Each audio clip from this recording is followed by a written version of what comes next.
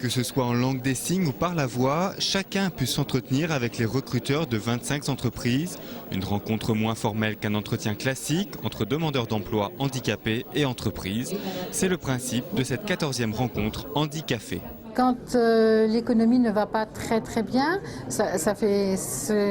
les personnes handicapées font partie des personnes tout de suite les plus touchées, immédiatement touchées. Quand le chômage des personnes valides augmente de 5%, il augmente de 15% pour les personnes handicapées. C'est le cas dans l'Aube entre janvier et août de cette année. Une opération de promotion pour l'emploi des personnes handicapées qui existe depuis de nombreuses années.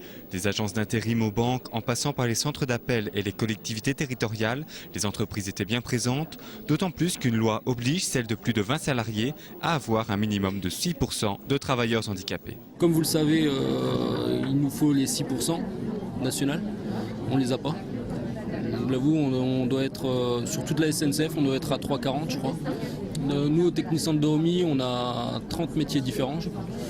Donc sur tous les postes, un travailleur handicapé peut travailler.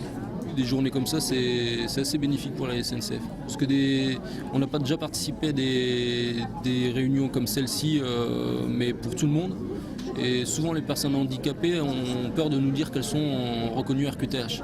Une peur qui n'avait pas lieu d'être ce matin, à condition toutefois de faire quelques concessions dans ses recherches. Quand on est en reconversion professionnelle après un handicap, on ne se pose plus de questions, on se réoriente. Parce que souvent, il y a beaucoup de contre-indications sur les postes. Là, j'en ai eu 2-3, surtout dans la banque.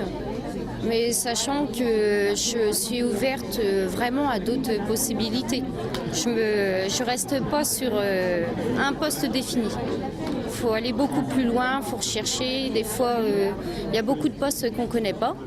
Donc autant regarder, ça peut être un poste qui nous correspond. Il y a quand même beaucoup d'entreprises qui ont des partenariats avec tout ce qui est comité pour les handicapés. Donc je pense qu'on y vient. Dans certains secteurs, d'autres, il y a encore beaucoup de progrès à faire.